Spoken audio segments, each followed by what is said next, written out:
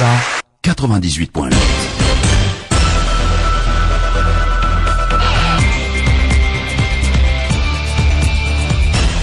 Mamerina ny fiarabana eto amin'ny kilasy ito mivary manasanao anaraka ny fahampalalama avao amin'ny ity atoandro ity eto amin'ny Viva Radio ana Muriel no manolotra izany aminao tahina Andria miavy kosa no misahana ny etsy amin'ny lafin'ny teknika.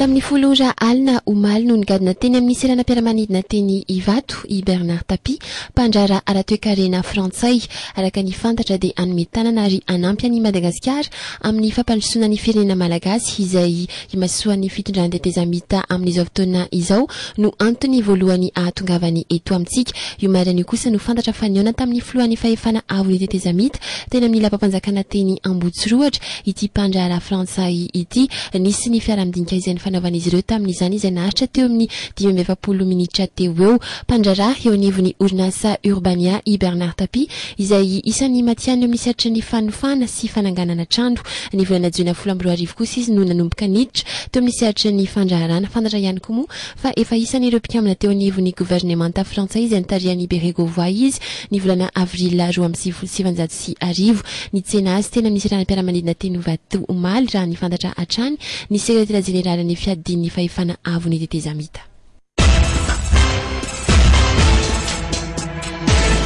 Nitondra ny teny fankahirezana tamin'ny vahoaka tunisiana ny filohan'ny fahefana avony tetezamita Andry Rajoelina omaly nanoloana ny fanehoan'ireo vahoaka tunisiana ireo ny finoana sy ny faharisiam-po tamin'ny tolona izay nataon'izy ireo tao anatin'ny filaminana sy fanajana hatrany zon'olombelona. Ankoatra izay dia nilaza ny filoha Andry Rajoelina fa manohana tanteraka ny vahoaka tunisiana izy sy ny vahoaka malagasy iray manontolo na mafisiny ary fa pejy vaovao amin'izao fotoana izao no miandry ny vahoaka tunisiana ny rariny ho ny fanajana ny zon'olombelona sy ny fahafahana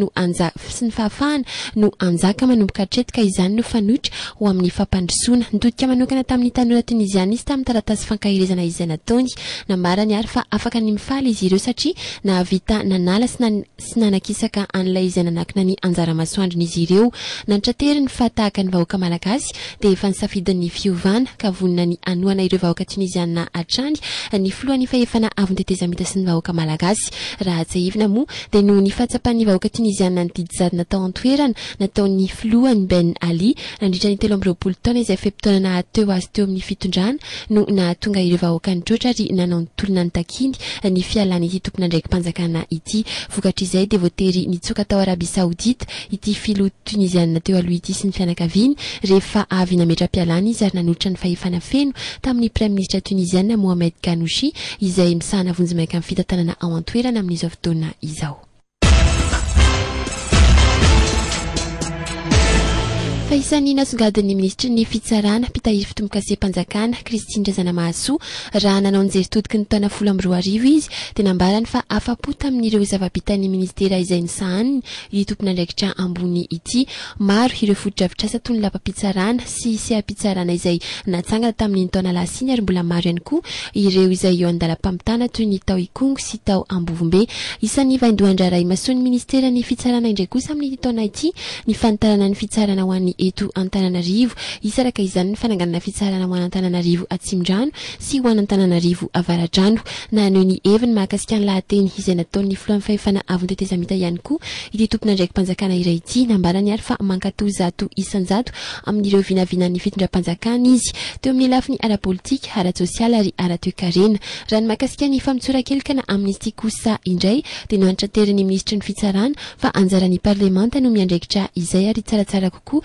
raha izy ireo no misahana izay ny filohan'ny fahefana avony tetezamita kosa no manome ny valiteniny amin'ny alalan'ny fanatanterahana ny didy tsy volana ny ordonnance ho ihany ny ramatoa Christine Razanamahasoa nandritra ny lanonana fampiarabana tratry ny taona izay ny tanterahana teny amin'ny espace saluteny Avlomo no nanaovana izay fanehonkevitra izay.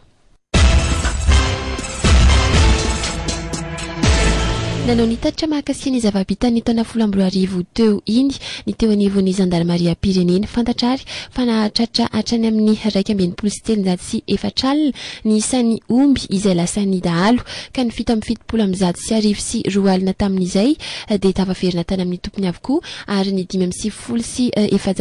4 no matin'ireo dahalo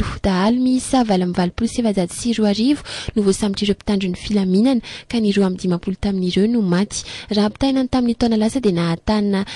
nahitana fienana izay taremarika izay satria miisa 1.700 sy 4 nisan'ireo mpangaladromotra tiaka ka ny omby nahatratra 2.7 sy 703 sy 4 no lasibatra tamin'izany raha ny mahakasika ny zava-madimela indray kosa dia fantatra fa rongony milanja 7 sy 5 alina kilao sy menaka rongony 10 litatra no tratran'ny Gendarmeria Pirenena tamin'ny taona lasa iny olona 7 no nosamborina tamin'izany ho an'ny mahakasika ny zava-madimela dia ny tombony zava-madimela tratehaka raha pitaina tamin'ny taona 2010 teo amin'ny setry ny famogorana jiolay indray dia nahatratra 7 ireo jiolay voasambotra tamina tranga miisa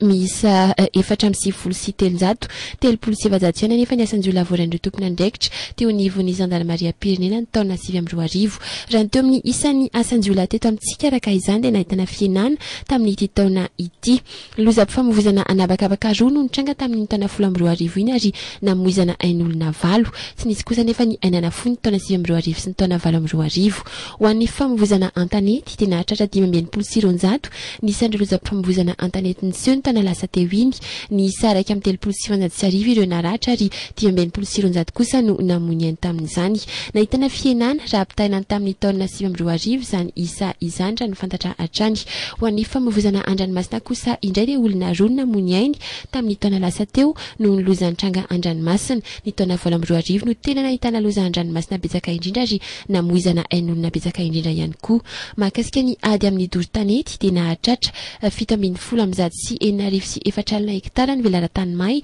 tamin'ny tranga miisa 3.70 tamin'ny taona ity olona 7.30 kosa no voasambotra tamin'izany ny tombo dia nitombo tokoa ny fanaovana doro-tanety tamin'ny taona ity satria nahatratra 7.30 sy 700 hektara ihany zany ny taona 2010